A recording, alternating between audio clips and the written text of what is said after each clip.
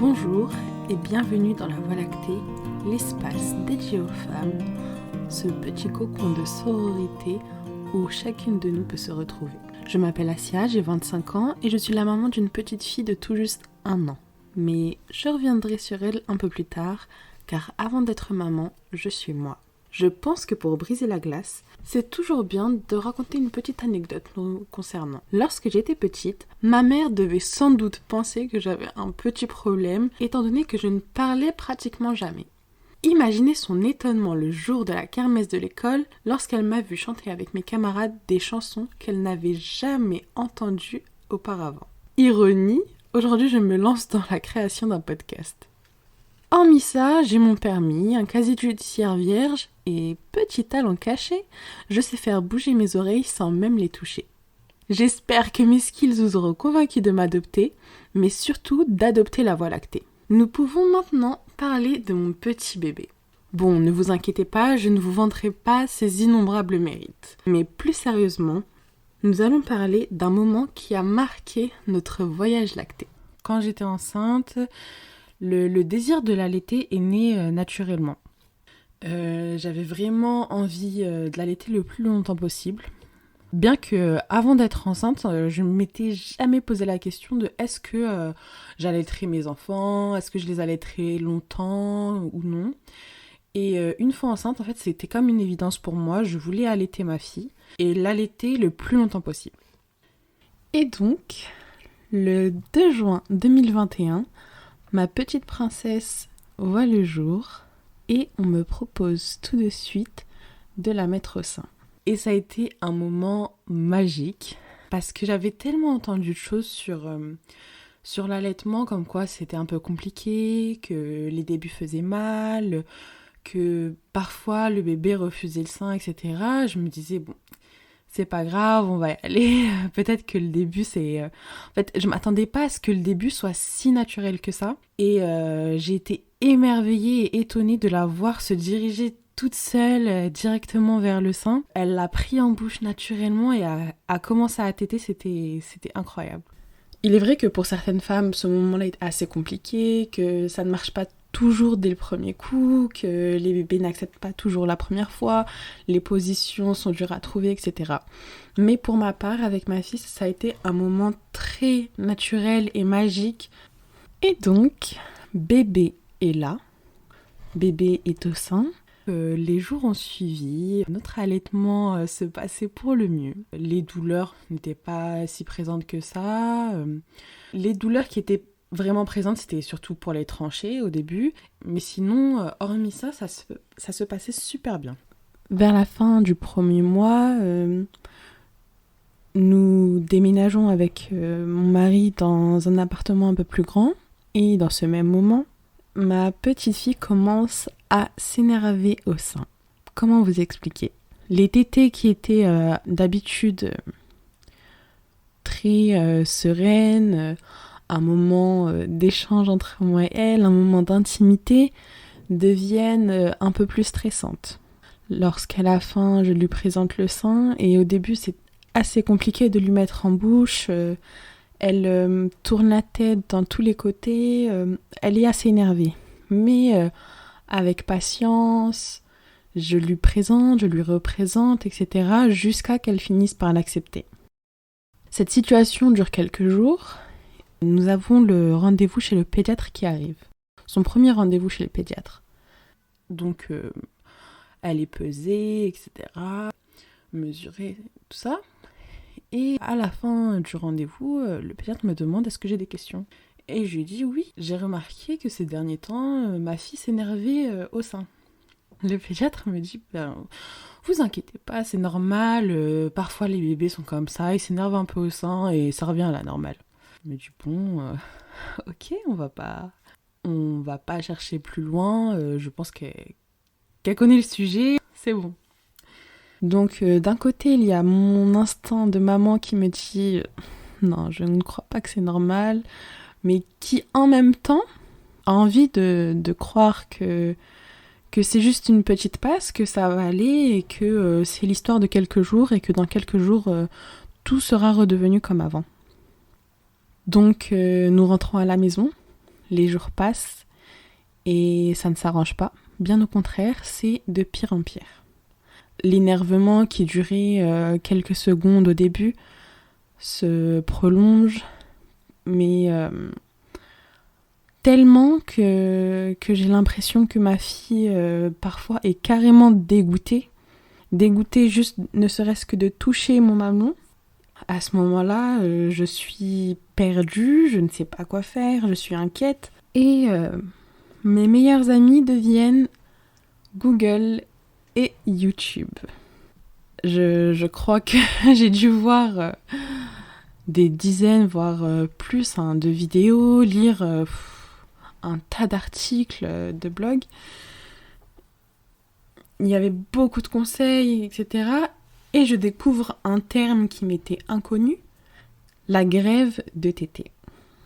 Et donc, je lis que la grève de tétée est quelque chose qui arrive pas fréquemment, mais assez souvent chez les bébés, et qui peut avoir des raisons multiples. Et dans ces raisons-là, il y a un déménagement, des choses comme ça. Et moi, je fais le lien avec le déménagement qu'on vient juste d'avoir. Et tout de suite, je me sens un peu mal et je me dis, est-ce que, en préparant nos affaires, les cartons, etc., en déménageant, est-ce qu'il y a un moment où j'ai laissé mon bébé de côté un peu trop longtemps ? Est-ce qu'il y a un moment où elle s'est sentie délaissée ? Elle s'est sentie abandonnée ? Et là, pour mon cœur de maman, c'est un peu dur parce que je culpabilise et je m'en veux en fait. Et alors, j'essaye de suivre tous les conseils que je vois. Je me dis, qui ne tente rien à rien, essayons tout ce qui passe. Donc ça va du portage au bain à deux. Donc on prend des bains toutes les deux. Je la laisse sur moi en essayant de lui présenter le sein. Il y a plein de choses comme ça en fait où je me rappelle d'un terme qui avait été utilisé dans une vidéo je pense que c'était une conseillère en lactation qui disait que ce moment-là où on essaye de réinstaller la tétée comme elle était devient un peu une lune de miel entre la maman et le bébé. Et donc c'est vraiment ce que j'essayais d'instaurer, ces petits moments de partage, de peau à peau, de massage, un petit peu d'instaurer. J'ai essayé de recréer ce petit cocon d'amour et de sécurité qui pourrait faire que ma fille reprenne confiance entre guillemets et réaccepte le lait de sa maman.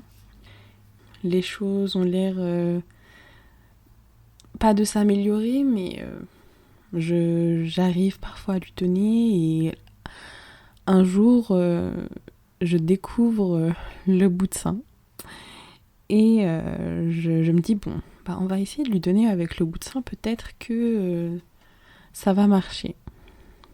Et là ma fille accepte tout de suite le sein. Sans aucune réticence. En fait, c'est comme si elle se disait « Ah tiens, là c'est pas le sein de maman, là c'est autre chose, ça m'a l'air un peu meilleur. »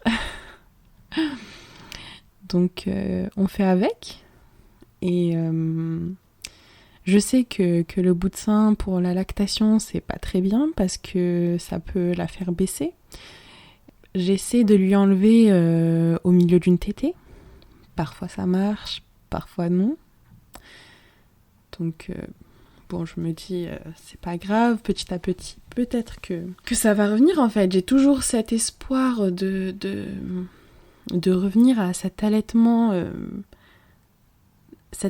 tellement serein, tellement apaisé, ces moments intimes partagés que je ne veux rien lâcher, je veux tout tester et je me crée une patience en béton en fait, c'est ça. Et donc les jours passent et on reste sur ce modèle-là. Un jour, je parle avec ma mère en visio, comme tous les jours. Elle voit ma petite fille et elle me dit quand tu viendras à la maison, on demandera le pèse bébé au pharmacien, comme ça on la pèsera. Je raccroche avec elle et puis ces mots me reviennent en tête et je me dis attends, est-ce qu'elle m'a dit ça parce qu'elle a l'impression qu'elle est trop maigre ou qu'elle a maigri? Donc tout de suite, je prends ma fille, je me dirige dans la salle de bain, je monte toute seule déjà sur le pèse-personne et après je prends ma fille et je monte sur le pèse-personne pour calculer son poids.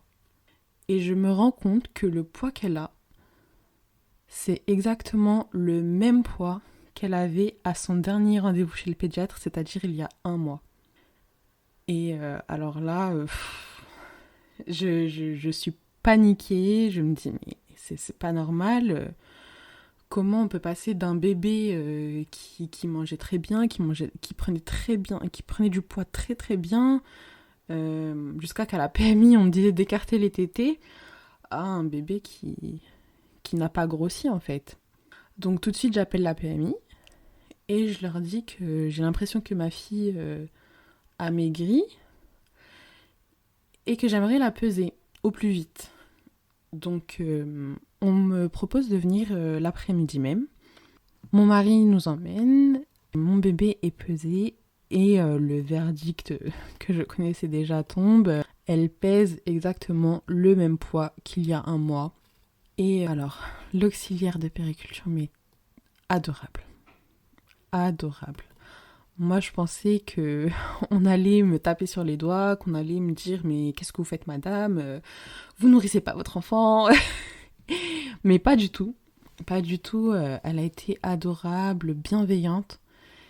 Elle me dit « Ne vous inquiétez pas. Moi, ce que je vois de votre fille aujourd'hui, c'est qu'elle va bien. Elle est réactive, elle nous sourit, tout ça. Il n'y a pas de signe qui laisse penser qu'elle est en sous-nutrition. Donc ce que je vous propose, c'est que je vous donne un rendez-vous dans 1 semaine et on va voir si ça s'améliore. » Elle m'avait donné plusieurs conseils pour l'allaitement, par rapport aux positions, etc. J'ai dit ok, donc bon, ça va, il n'y a rien d'alarmant pour l'instant, je vais rentrer chez moi et cette semaine je vais tout donner et la semaine prochaine j'espère que ça aura changé. Je rentre chez moi, les jours passent, j'avais eu rendez-vous le vendredi je crois, oui vendredi, et le mercredi qui suit, un soir, j'étais toute seule avec ma fille chez moi. C'était le soir le plus compliqué je pense depuis qu'elle est née. Elle refusait totalement le sein. Que ce soit avec le bout de sein, avec tout ce que je voulais. J'avais essayé de tirer mon lait pour lui donner au biberon, mais il n'y avait pas grand-chose qui sortait. Elle pleurait, elle pleurait, elle pleurait. Je me sentais démunie, je ne savais pas quoi faire. Je me disais, mon bébé a faim. Ma fille est affamée et je peux pas la nourrir. Je ne peux rien faire. J'avais l'impression vraiment à ce moment-là d'être une mauvaise mère, de la faire souffrir parce que j'avais une lubie, j'avais ce désir de l'allaiter alors que elle, c'était pas vraiment la bonne chose pour elle. Elle pleurait jusqu'à qu'elle a fini par s'endormir. Dans la nuit, pareil, j'avais essayé de tirer mon lait le plus possible pour que lorsqu'elle se réveille dans la nuit, je puisse lui donner ce que j'avais tiré. Le lendemain matin, à la première heure, j'étais sortie pour aller lui acheter du lait industriel. Parce que voir ma fille dans cet état-là, voir que je pouvais pas la nourrir, ça me tuait. Et je me suis dit, c'est pas grave. Je me suis dit, c'est pas grave. Ne prends pas ça comme un échec. Le bien-être de ton enfant passe avant tout. Mais c'était super dur. C'était très, très, très, très dur. Donc je sors de chez moi. J'ai une pharmacie qui est au coin de la rue. Je m'y rends. Elle est fermée parce qu'on est en plein été. Et donc, je me rends à une pharmacie qui est un peu plus loin, fermée aussi. Et donc après, je me dirige vers un centre commercial en bus et j'ai l'impression que le temps... c'est tellement long en fait. Le bus prend tellement de temps à arriver. Ensuite, le trajet est tellement long. J'achète son lait au plus vite. J'essaye de revenir le plus vite possible. Parce que je me dis, elle doit être affamée en fait. J'arrive à la maison et je lui prépare ce premier biberon, ce premier biberon de lait artificiel. Et je lui donne et tout se passe bien pour elle. Bien sûr, elle le finit pas parce que moi j'ai respecté les doses qu'il y avait écrit sur la boîte alors que elle boit vraiment beaucoup moins que ça en bébé allaité à la demande. Les doses d'un biberon normal, c'était beaucoup trop pour elle. Je pense que c'était 90 millilitres. Et elle le boit, tout se passe bien. Elle l'accepte très bien, il n'y a aucun problème. De là, j'essaye de tirer mon lait pour lui donner mon lait le plus possible, mais quand j'en ai pas assez, je lui donne au biberon. Et en même temps, le fait qu'elle soit plus au sein, qu'elle ne tète plus et tout ça, j'ai ma lactation qui baisse. Le vendredi suivant arrive, je me rends à la PMI, on pèse ma fille, elle a pris du poids, c'est sûr. Et je dis à l'auxiliaire, je lui dis, en fait, j'ai craqué, je lui ai acheté une boîte de lait artificiel parce qu'elle avait tellement faim et j'arrivais pas à lui donner le sein, je ne savais plus quoi faire. Et j'aimerais revenir en arrière. J'aimerais revenir à un allaitement exclusif. Et elle me dit, sans me réprimander, mais comme quoi j'aurais pu attendre encore. J'aurais pu patienter un petit peu, peut-être que ça se serait arrangé, mais que rien n'est irréparable. Et je lui demande des conseils en fait. Je lui dis qu'est-ce que je peux faire, comment est-ce que je peux revenir en arrière. Et elle me dit qu'elle n'a pas assez de savoir là-dessus, qu'elle me conseille d'aller voir une conseillère en lactation. Et je lui dis alors, est-ce que vous en connaissez une? Est-ce que vous en aurez une à me conseiller? Et elle me dit qu'il y a une maman qui lui avait parlé d'une conseillère en lactation et apparemment qu'elle était super. Elle m'a donc donné son numéro de téléphone. J'appelle la conseillère en lactation directement en sortant. En fait, elle me dit qu'aujourd'hui, elle n'a pas de place et qu'elle va partir en vacances, qu'elle ne revient que dans une semaine. Est-ce que je peux patienter jusqu'à là? Et en fait, moi, je n'ai pas d'autre choix. Je n'ai pas d'autre solution. C'est soit ça, soit rien. Et je lui dis, ok, y a pas de souci, on se revoit dans une semaine. Et donc, la semaine passe et j'ai tellement hâte que ce jour arrive. Je mets tellement d'espoir là-dessus.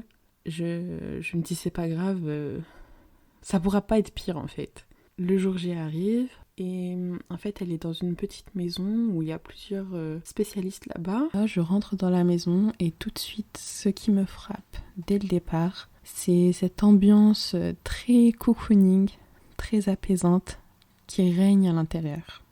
Je vous explique un peu. Lorsqu'on rentre, on nous demande d'enlever nos chaussures déjà et on se retrouve dans une espèce d'entrée salon où il y a des canapés. Il y avait une maman, je me rappelle, qui avait son bébé en écharpe et son fils à côté. Et je me suis tout de suite sentie bien en fait. Tout de suite sentie en sécurité.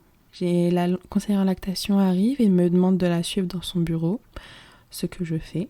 Tout de suite en étant entrée, elle me demande de m'installer sur un fauteuil qui est inclinable en fait. Et elle l'incline un peu en arrière, tout en me demandant en fait de lui expliquer un peu plus pourquoi je suis ici, et c'est ce que je fais.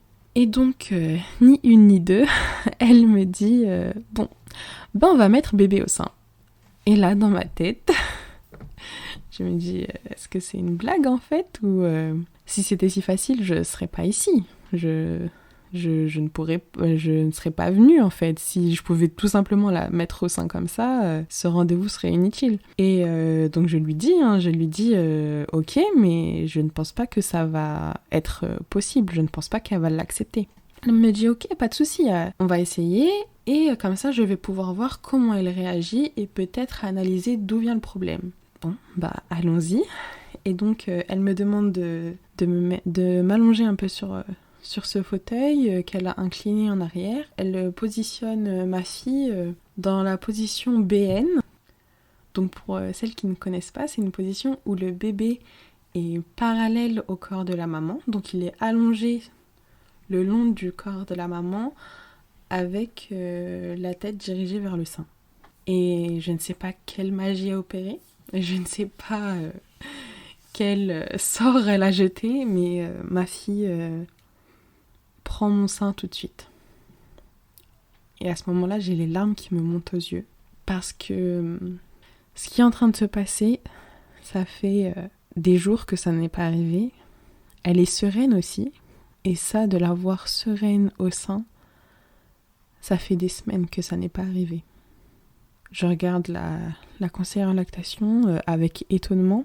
Elle me pose en fait des questions sur comment ça se passe à la maison, comment s'est passé l'accouchement, quel genre de bébé est ma petite princesse, et je réponds à tout ça. Elle me donne plein de conseils, ne serait-ce que pour le tire-lait à utiliser, parce que je vous avais dit que lors de cette nuit de cauchemar, mon tire-lait n'était pas très efficace. Elle me dit qu'une autre marque en fait serait plus efficace. Elle me dit que je fais peut-être que j'ai peut-être un REF en fait. Un REF, c'est un réflexe d'éjection fort, c'est-à-dire que le lait, au lieu de sortir en goutte à goutte du sein de la maman, sort en jet. Et c'est vrai que j'avais remarqué que ma fille souvent s'étouffait lors des tétés au début, et je pensais en fait que c'était tout simplement parce qu'elle avait très faim et qu'elle y allait très vite, mais non, pas du tout en fait, c'est que mon lait venait trop fort d'un seul coup dans sa bouche et le débit était assez compliqué à gérer pour elle.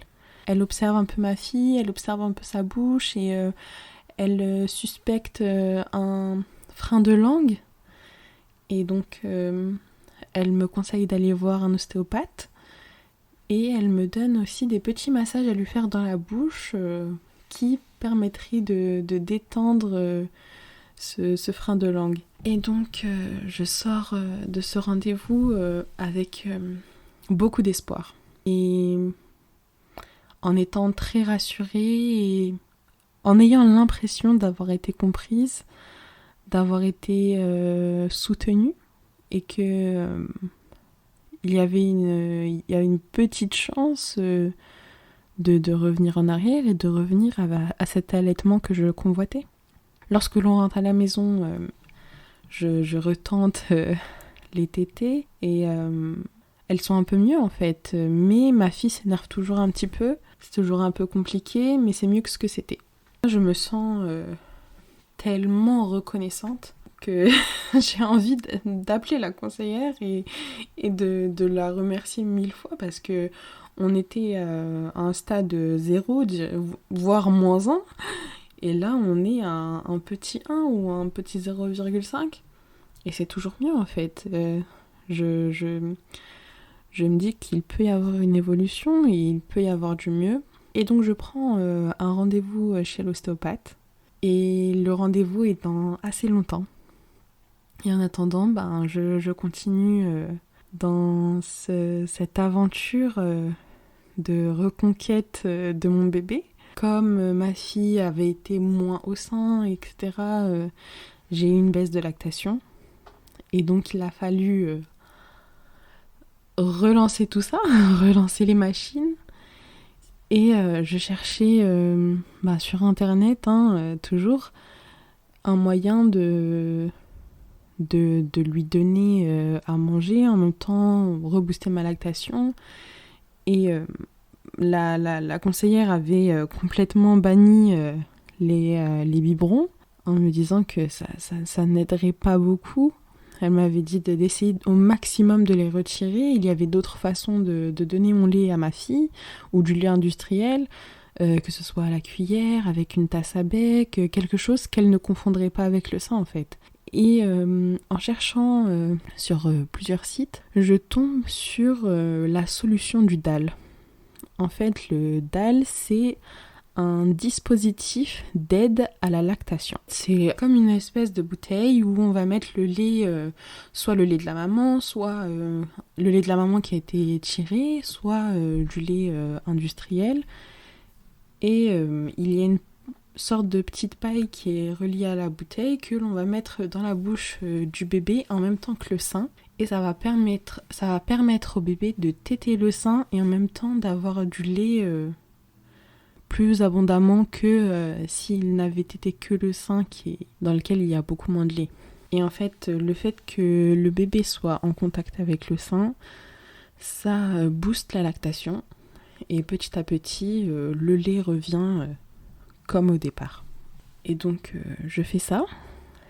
Et faut bien avoir en tête que déjà, se servir d'un dalle, ce n'est pas très facile. Se servir d'un dalle avec un bébé qui s'énerve au sein, ça l'est encore moins. Et donc là, ma sœur rentre en action. Et franchement, je ne peux que la remercier. Il y avait des jours où ma fille s'énervait tellement que c'était très compliqué. Elle la prenait dans ses bras pour la calmer. Et tac au moment où elle était calme, elle l'a repositionnée sur mon sein avec le dalle en place. Et je dois avouer que ça a beaucoup aidé. Vraiment, ça a beaucoup aidé. Et donc, le rendez-vous chez l'ostéopathe arrive. J'y vais et moi au début c'est surtout pour lui parler de ce frein de langue qui a été détecté. Parce qu'il faut savoir qu'un frein de langue, s'il y a frein de langue chez un bébé, surtout frein de langue restrictif, c'est très dur pour un bébé de téter le sein. C'est très fatigant et il fait beaucoup d'efforts en fait pour très peu de résultats au final. Et donc nous arrivons chez l'ostéopathe. Elle regarde un peu la langue de ma fille. Elle me dit qu'elle pense pas que son frein de langue soit si restrictif que ça. Par la suite, elle lui fait plusieurs massages à la tête, aux joues, etc. Et elle me dit que ses joues sont très tendues et ma fille s'endort sous ses mains. Vraiment, elle est tellement détendue, elle s'endort sous ses mains. Et le miracle arrive lorsque nous rentrons à la maison et que la première tétée après ce rendez-vous arrive et que je vois ma fille accepter le sein directement, sans rien faire. À ce moment-là, je suis choquée en fait. Je suis tellement contente et tellement émerveillée, tellement étonnée. Je me dis, il suffisait que de ça en fait. Elle était dérangée, elle était mal et il suffisait que d'un petit peu de massage pour la détendre et qu'elle puisse accepter le lait de sa maman. Et dans ma tête, il y a des feux d'artifice. Le changement a été tellement radical parce que franchement, même si j'essayais d'être patiente et de ne pas lâcher, j'avais l'impression que des fois c'était des coups dans le vent, c'était de l'énergie pour rien, entre guillemets. Et au final, ça a porté ses fruits. Après ce rendez-vous, c'était devenu incroyable parce que, pour vous dire, avant d'aller voir l'ostéopathe, je me disais, bon, c'est pas grave, si je dois faire un tir-allaitement, ça sera un tir-allaitement. Même si c'est super compliqué, je ferai du tir-allaitement. Au moins, ce sera mieux que rien. Et au rendez-vous de l'ostéopathe, je lui disais, j'essaie de lui donner le sein, mais quand elle ne le veut pas, je tire mon lait et je lui donne. Parce qu'elle m'avait demandé est-ce qu'on était sur un allaitement exclusif. Et je lui dis, voilà, je lui donne le sein, mais des fois, je tire mon lait et je lui donne. Et là, elle me dit, mais en fait, à partir du moment où elle est nourrie par votre lait, c'est un allaitement exclusif. Et déjà ça, en fait, ça m'avait un petit peu rassurée, apaisée, même si c'est complètement logique. Hein. Mais j'étais un peu plus sereine déjà. Et après ça, bébé reprend le sein, elle est plus apaisée, ça se passe beaucoup mieux. Donc les tétés reviennent, maman est contente, bébé est contente. Tout se passe pour le mieux. Et Par la suite, en fait, je découvre sur les réseaux plusieurs mamans qui ont connu la même chose, des bébés qui, d'un coup, ne veulent plus du sein, des bébés qui font des greffes de tétés. De là, je me dis, pourquoi on ne nous en parle pas plus ? Parce que pour connaître ces termes, pour moi, il a fallu que je les cherche. Alors qu'avant d'accoucher, j'ai suivi les cours de préparation à l'accouchement. Et il y avait un cours qui était spécialement sur l'allaitement. On nous a parlé des bonnes positions pour allaiter bébé, on nous a parlé des crevasses, on nous a parlé des mastites. Mais à aucun moment, on nous a parlé qu'un bébé pouvait refuser le sein. On nous a pas parlé aussi de l'option du tiers-allaitement, on nous a pas parlé de plein de choses que je pense sont essentielles au bon déroulement d'un allaitement. Et c'est que par la suite aussi que j'ai su que on pouvait aller voir une conseillère en lactation pour se préparer à notre futur allaitement. Des choses que j'aurais aimé savoir et pouvoir faire pour me préparer au mieux. Mais bon, c'est pas grave, hein, à dire que j'ai pas de regrets sur ce qui s'est passé. Les choses se déroulent comme elles doivent se dérouler. J'ai appris de ces expériences et je suis tellement reconnaissante envers ces personnes qui m'ont aidée à retrouver cet allaitement que je voulais, ces personnes qui ont été à l'écoute, qui ont su me diriger. Et surtout, il y a quelque chose que je voudrais faire passer, c'est de dire aux mamans d'être indulgentes envers elles. Parce que je sais que c'est très compliqué, tout ce moment que l'on passe où on se remet beaucoup en question, on se demande est-ce que les choix et les décisions que l'on prend sont les bonnes, sont les meilleures. Est-ce qu'on ne fait pas du mal à notre enfant, entre guillemets, on ne ferait jamais de mal à notre enfant, mais sans le vouloir. Est-ce qu'on ne serait pas égoïste ? Est-ce que ces choix sont vraiment bons pour notre enfant ? Et en fait, faut s'écouter, faut se faire confiance et par la suite, ça peut aller. J'espère que le sujet vous aura intéressé. Et si vous avez des remarques ou que vous avez eu la même expérience, n'hésitez pas à laisser un commentaire. Et je vous dis à la semaine prochaine pour un nouveau sujet sur la Voie lactée.